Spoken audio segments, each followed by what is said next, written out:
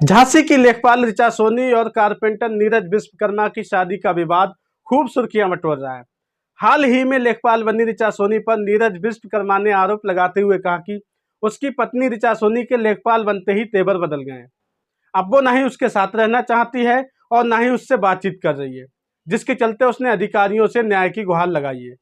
तो वहीं लेखपाल ऋचा सोनी ने भी मीडिया के सामने आकर पलटवार करते हुए नीरज विश्वकर्मा से रिलेशन की बात तो मानी है, लेकिन शादी से इनकार करते हुए नीरज को ब्लैकमेलर बताया है। ऋचा ने कहा कि ये बिल्कुल गलत बात है, कोई शादी नहीं हुई है। उसने फर्जी पेपर बनवाए थे ये दिखाने के लिए कि हमारी शादी हो चुकी है। उसने कहा था कि कोई पेपर बनना है उसमें लगनी है। ऋचा ने कहा कि हमारा केस चल रहा है। साथ ही उसने कहा कि नीरज फर्जी फोटो बनवाकर धमकी देता था कि सोशल मीडिया पर डालकर बदनाम कर देंगे। इसी के डर से हम कहना मानते रहते थे। सर हमें उसकी कोई पत्नी नहीं है और वो कोई नहीं है। उसके फर्जी पेपर्स बनवाए हैं उसने वकील को पैसे देके। तो उसने पहले तो ब्लैकमेल करता था, धमकी देता था। उसके बाद जब हम नहीं माने तो उसने फिर सारी फ़ोटोज़ जो थी साथ वाली वो सब सोशल मीडिया पे डाल दी, फेसबुक पे। तो हमारे पास जाने के लिए कहीं रास्ता नहीं था, किसी के घर नहीं जा सकते, सब लोगों ने निकाल दिया था।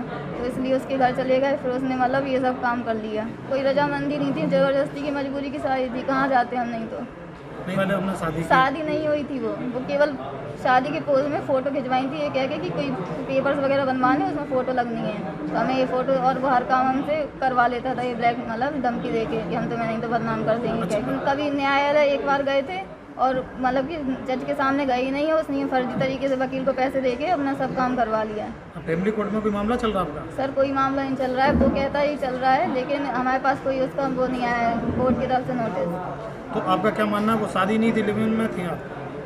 सर कह सकते हैं, पर शादी दो लोगों की रजामंदी से होती है, पर ये हमारी कोई रजामंदी नहीं थी। वो मजबूरी में और ज़बरदस्ती की शादी करवाई है उसने। लिव इन रिलेशनशिप में रह रही? नहीं सर, सर हम अपनी मर्जी से नहीं रह रहे हैं। अच्छा रह ठीक रहे है। थे। अब इतने सारे वीडियो वायरल हुए हैं, वो मीडिया में गया, आपको पत्नी बोला और आप आज पूरे देश में वायरल हो, तो ऐसे में आप क्या कदम उठाएंगे उसके लिए?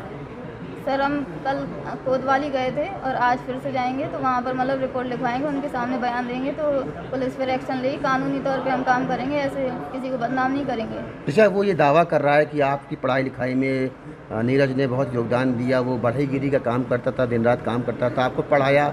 जब आप लेखपाल बन गई तब आप उसको छोड़ दिया, ये आरोप लगा रहा आपको। सर कोई पढ़ाया लिखाया नहीं है, हम बचपन से सरकारी स्कूल में पढ़े हैं। उसमें ज़्यादा पैसे नहीं लगते और 5 साल से ट्यूशन पढ़ा के हम अपना पूरा खर्चा खुद उठाते थे।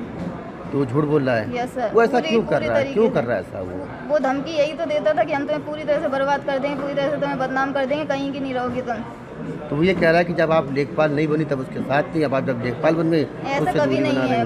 बहुत पहले से ऐसे ही चल रहा है। स्टार्टिंग में बस जब स्टार्टिंग में कुछ टाइम पे सही चला, उसके बाद जब उसकी सच्चाई पता चली, ये दारू पीता है, मारपीट करता है, तो तभी से हम लोगों के बीच में अनबनी होने लगी। कितने समय तक आप तो अच्छे से रहे साथ में? सर कुछ ही टाइम हुआ होगा, 6-7 महीने या 1 साल, ज़्यादा से ज़्यादा। साथ में रहे थे? रहे नहीं थे, घूमते फिरते थे? लड़ाई नहीं होती थी जब तक। तो उसके अच्छा, बाद जब उसकी सच्चाई पता चली तब से फिर लड़ाई होने लगी हम उसके लोगों घर की। में आप लगभग कितने महीने रहे? सर एक महीने लगभग।